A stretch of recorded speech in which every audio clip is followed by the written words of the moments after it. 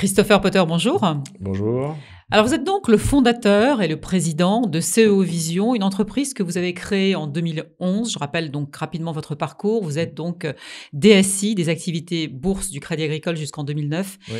Et petit à petit, vous naît cette idée, ça vous titille de créer votre propre entreprise. Donc, vous devenez entrepreneur dans votre garage. Oui. On peut le dire, vous en êtes sorti depuis, Oui. heureusement. Et donc, votre idée, c'était surtout de créer ce que vous ne trouviez pas sur le marché, une plateforme collaborative donc, qui s'appelle GoFast. Qu'est-ce qu'elle a de particulier, cette plateforme ? Alors, elle s'occupe de traiter un problème qui est majeur. Hein. C'est Ouais. trop de mails avec pièces jointes, des serveurs de fichiers sur lesquels on ne trouve rien, où on trouve Ça me le parle même beaucoup, document a été copié 50 fois. Ouais. L'impossibilité de télétravailler facilement, c'est-à-dire avec des données d'entreprise qu'on n'a pas, d'organisation qu'on n'a pas sur son PC, etc. Donc voilà, tout ça, un peu le constat que le collaboratif allait devoir changer, qu'on ne pouvait pas s'organiser qu'avec un serveur de mail et des fichiers. Alors GoFast, donc c'est la solution, on va dire, qui convient parfaitement, surtout quand il y a un partage de données en volume important. Ces avantages spécifiques par rapport à d'autres solutions, ça va être quoi ?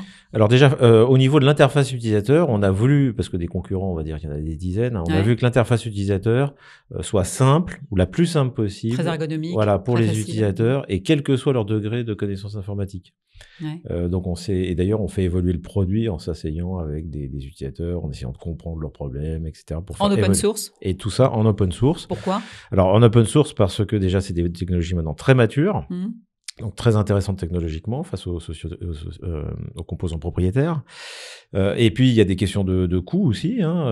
Donc ça permet de réduire les coûts, réduire les temps de développement, améliorer aussi la pérennité de l'ensemble, parce qu'il y a même quand on achète des solutions propriétaires, de temps en temps ils arrêtent des logiciels et vous vous retrouvez avec rien. Est-ce que ça va convaincre finalement donc les entreprises à travailler moins avec les solutions GAFAM, vous pensez ?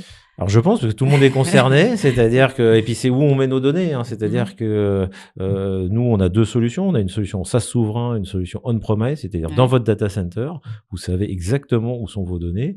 Il faut savoir qu'il y a des dizaines, voire des centaines de milliards de propriétés intellectuelles qui ont été volées l'année dernière aux États-Unis. Donc les données, les accès aux données sont clés.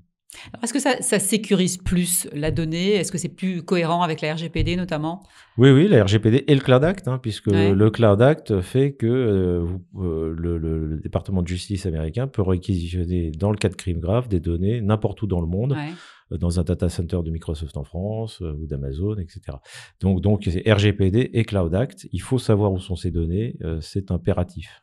Alors, la conduite, effectivement, du changement, parce que quand on s'est habitué pendant des années à travailler avec des mails, elle n'est pas évidente. Donc, vous les aidez quand même un petit peu. Il y a quand même une prestation de conseil autour de ça. Voilà, c'est le challenge. Vous ne sauvez pas en courant. Voilà, c'est ça, on vend et on court.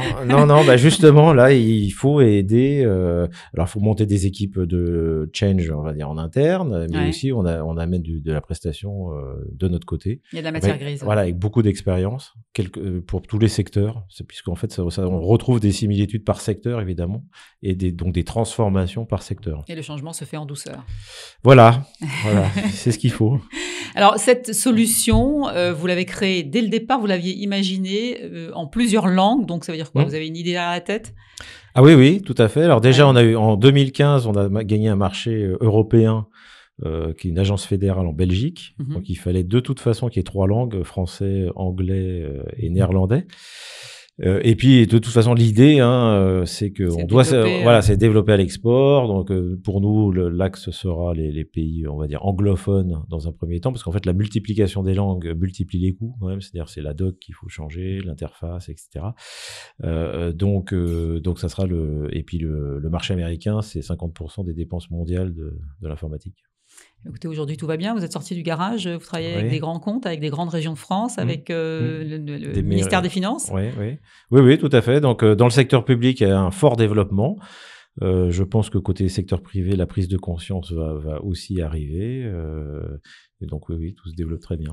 Merci, Christopher Potter, d'être venu nous voir et nous expliquer, nous raconter l'histoire de CEO Vision. Merci à vous. Merci.